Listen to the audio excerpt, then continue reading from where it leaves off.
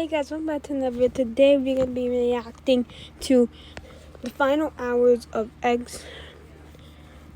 So if you guys haven't heard about the news on June 18, you guys will see in this video. So this is going to be the final hours, the final 10.5 hours of X. So let's get to this video. Around 15 minutes after this surveillance footage was recorded, XXXtentacion was shot and killed right at the front of this very same motorcycle store. Several gunshots, possibly a drive-by. Witness advised a black Dodge Journey. Shot somebody in a black BMW. Located within this mentioned black Dodge Journey were 4 individuals: Michael Boatwright, Trayvon Newsom, Robert Allen, and Dedrick Williams. So I know who the killers are. I know who the fact killer was. Probably Robert Alley and Derrick Williams. That's all I probably know who did it. But I feel like both the first one, Trayvon Newsom, was waiting in the car until they both shot. So like mostly what happened is when X came out of the motorcycle store, a black Dodge Journey came to follow, and then when X was about to leave the motorcycle store, 4 men were in the car, and 2 men got out, which was probably Robert Alley and Derrick Williams. So it's probably both of them.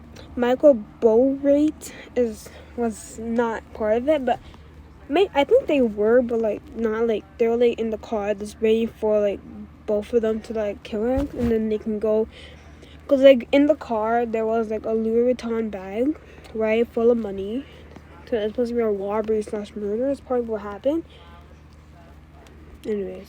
The last 2 having been seen on the surveillance footage next to XXXtentacion just moments before the tragedy. Why were these 2 shady looking guys snooping around the motorcycle store in the minutes before his death? What was the motive behind the killing? Did the perpetrators know XXXtentacion personally? After being pronounced dead at 4:51 PM that very same afternoon, investigators would look over the prior 10.5 hours of Jazi Omfroy's life back to 6 AM that morning, at which point they discovered that his day started normally and that nothing was out of the ordinary. At 6:05 AM he'd begin the day with a game of League of Legends, before logging off 22 minutes later at 6:27 AM. Now it's impossible to tell if he'd been playing the game all night, or if he'd simply gotten up early to have a quick match before getting the day started, but either way, beginning his final day with video games didn't exactly seem unusual, or indicate any awareness about the fate that was waiting for him that afternoon. However, X did seem to have a sneaking suspicion that he would eventually suffer a premature death. In an Instagram livestream from December 2017, 6 months prior, XXXtentacion discussed both the possibility of death, whilst outlining what he hoped his legacy might become when he did eventually die. If I'm gonna die or ever be a sacrifice,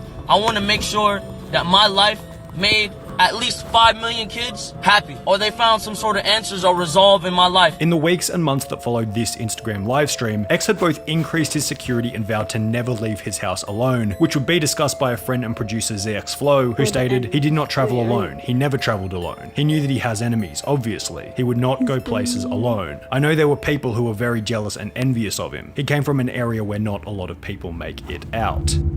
People they were saying about like, Drake, if you guys don't know Drake, well, like people like fans and like people were saying like Drake was like the person that like probably killed X. I don't know, but that's what like I just want to do. That's what people think, but that's not actually what happened. If you guys know the show X killer, then you'll see it what people actually call it.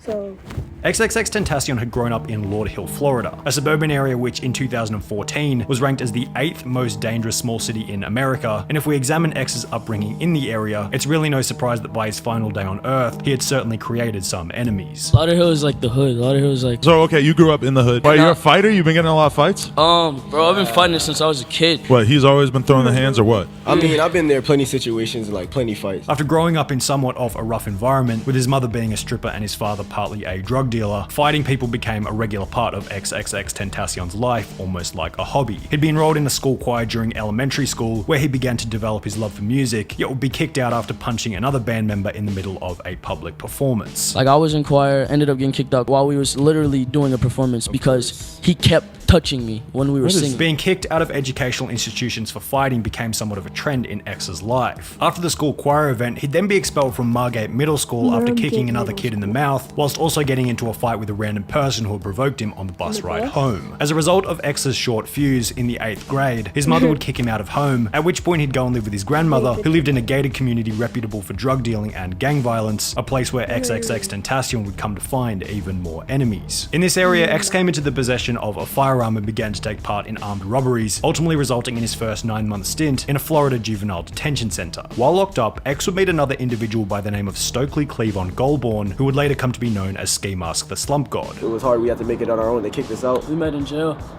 Having come from the same county, X and Ski Mask decided that after leaving prison, they'd meet up to continue their life of crime together. However, after noticing that they both had a mutual interest in freestyle rapping, they would instead leave prison, purchase a blue snowball microphone, and enter a substantially safer business, music.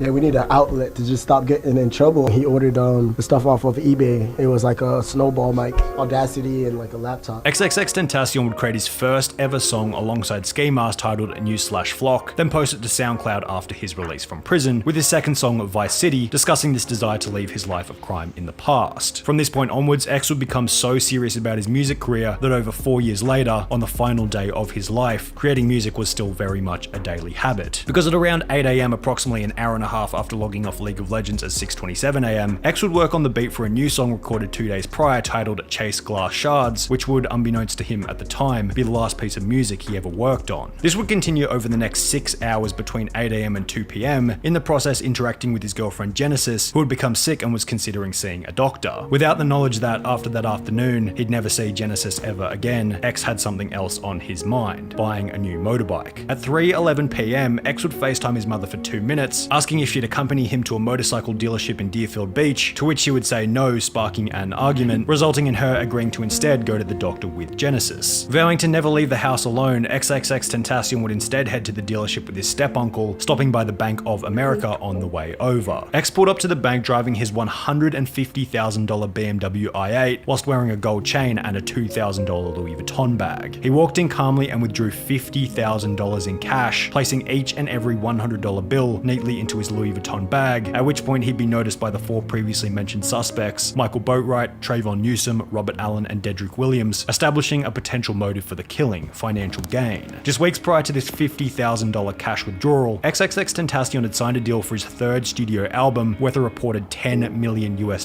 However, landing such a lucrative deal was no walk in the park. Continuing on from where we left off earlier, after releasing Vice City in 2014, rapping about his desire to leave his life of crime in the past, X continued to release music, yet failed to achieve any success in the beginning. Having no following whilst being fresh out of prison led X to take on a 9-to-5 day job, working as an over-the-phone electricity salesman. I only done one job and I was a sales broker because I knew how to run my mouth. Electricity salesman. Hello, my name is Jose Onfoy from Energy Solutions. How are you doing today? Around a year and a half later, on the 30th of December 2015, XXXtentacion would drop one of his now most infamous songs titled Look At Me. The track would come to be known as a sleeper hit, laying dormant for over a year before exploding in early 2017. However, in the process, X began to build a cult following of incredibly loyal supporters for his unique sound and style. XXXtentacion.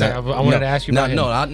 No, he's still growing, and he's very young, and as every artist, is growing. When he speaks, you can tell he's actually an intelligent individual. He's not a dumbass dude, and I think he actually has a message. So by early 2016, around 2 years after beginning his music career, he had achieved 18,500 followers on SoundCloud, yet had become one of the most highly requested rappers to be interviewed on Adam 22's No Jumper podcast. Like, I have a cult fan base. I don't have like a weak ass fan base. You have a crazy ass following on social media and stuff, and like, it's not like necessarily the craziest like numbers, like 10,000 or whatever. Or how many are you on SoundCloud? SoundCloud, I'm at 18.5. Just the number of people who have asked me to interview you is insane. Like, considering, you know, that you're like an underground artist, like the number of tweets I had to read about you, man. However, XXXtentacion was unable to stay out of trouble with the law, and only 3 months after the previously shown interview, would be jailed once again for robbery and assault with a deadly weapon. After posting his bail set at $10,000, he'd be released. However, only 3 months after that, he'd be arrested once again after being accused of domestic violence against his girlfriend at the time. The interesting thing about rappers, however, is that criminal charges and prison sentences are often glorified by their fans and seem to do wonders for keeping them relevant. This is exactly what happened to XXXtentacion, as it would ironically be during this third stint in jail that his notoriety and music career would find its way into the mainstream. In January 2017, his song Look At Me, which had been released over 12 months prior, peaked at number 34 on the US Hot 100 Billboard after X had been locked up for 2 months and was doing absolutely nothing to promote it, while many of his other songs began to trend alongside it. His newly found notoriety whilst in prison led to countless six-figure record label offers under the assumption that he was going to be even bigger after being released from prison. XXXtentacion ended up spending 6 months behind bars during this third stint and was released in April 2017 with more fame, more fans, and more enemies than ever. After receiving a deal worth an estimated $6 million for the production of his second studio album titled Question Mark, X would purchase a $1.4 million mansion in Parkland, Florida to house him, his girlfriend, and his mum. In the space of 1 year and 3 months, X had gone from an underground artist in prison to a multi-millionaire mainstream celebrity. However, while X had certainly built the fame and fortune, perhaps he didn't have enough time to build the high level of wisdom required to manage his high status position, bringing us back to the moment that he withdrew $50,000 cash on his very final day. The reasoning behind why X felt the need to carry such a large amount of money in physical $100 bills is anyone's best guess. Perhaps he knew the dealership would give him a better price if he paid with physical cash, or maybe he just wanted to feel like a baller walking around with the average American salary in his backpack. However, if X never made this withdrawal, the outcome at the end of the day might have been incredibly different. Because after leaving the bank, X would be followed by the 4 previously mentioned perpetrators to Riva Motorsports, all of which arriving at 3:30 PM approximately 10 minutes later. 2 of the alleged perpetrators, Robert Allen and Dedrick Williams, are seen walking right next to XXXtentacion whilst he looked at bikes, with the other 2 alleged perpetrators, Michael Boatwright and Trayvon Newsom, waiting outside in the black Dodge Journey. 25 minutes later, at 3:55 PM, XXXtentacion would go to drive out of the motorcycle dealership before the Dodge Journey would block the exit, at which point 2 masked men jumped out of the car and demanded X's Louis Vuitton bag and gold chain. The thieves would successfully take both of these items after a bit of a struggle. However, even though the robbery was over, when X looked at one of the men directly in the eyes, he'd take 2 steps back and do the unthinkable.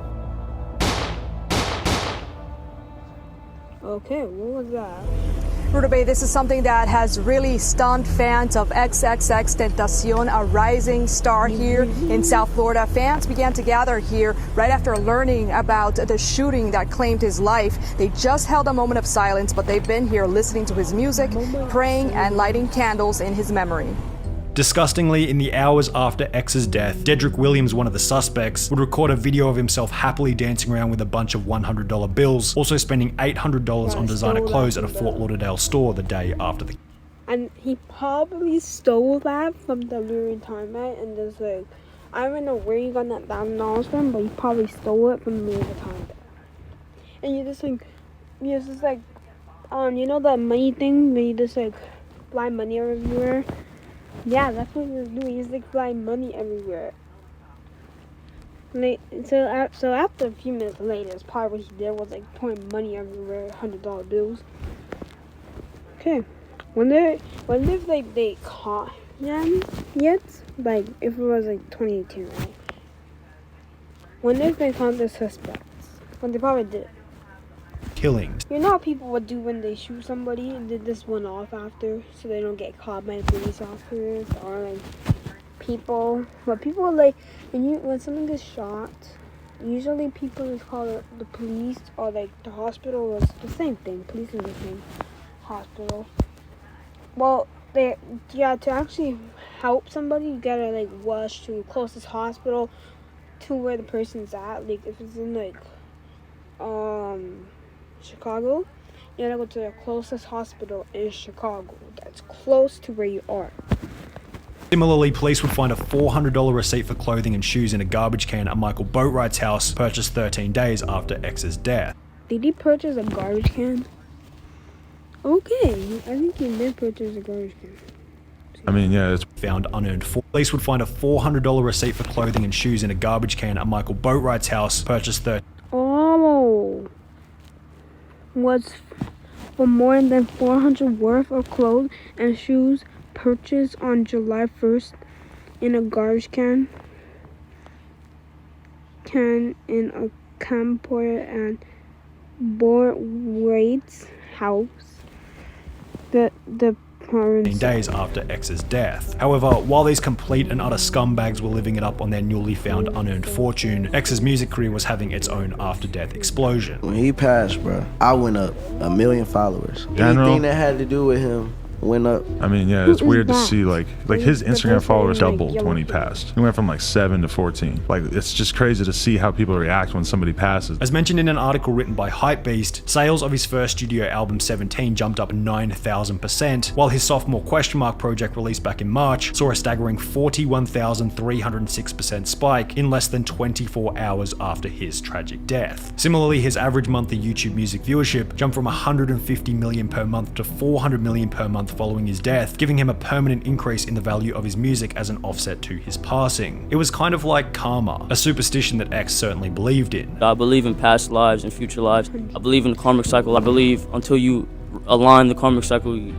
nothing else matters. However, by the same token, after X had been to prison twice for armed robbery himself, perhaps his own death during an armed robbery was, as he put it, the karmic cycle realigning itself. However, no matter how poor X's prior decisions might have been, they weren't nearly as stupid as those involved in the killing. With bullet casings at the scene of the crime matching guns owned by the perpetrators, and evidence as obvious as Dedrick Williams purchasing a neoprene mask from the motorcycle store just minutes prior to the robbery, each of the 4 men were arrested one by one in the 2 months that followed the tragic event. The perpetrators would have their fingerprints taken and would each face a pre-examination. However, almost 4 years later, the men are still yet to face trial and have therefore received no charges. However, this hasn't stopped XXXtentacion's father, Dwayne Onfroy, from expressing what he hopes might happen to the perpetrators. Y'all killed that young man, that father, that son, that brother without a cause. Wait, what? Dwayne Onfroy. That's his, like, you know, that's his real name. I say this, no malice in my heart. I'm seeking life without parole for the participants in the robbery and cold-blooded murder of my son, and the man who pulled the trigger. I'm going to seek the death penalty. Probably he's only in jail, so it's fine. Okay, I hope you guys enjoyed it. Comment down below what you guys feel about this 15.5 hours of X. Comment down below what you guys think about this video. Anyways, I hope you guys enjoyed the video. Make sure you guys like, subscribe, turn notifications. I'll see you guys in this video. Bye.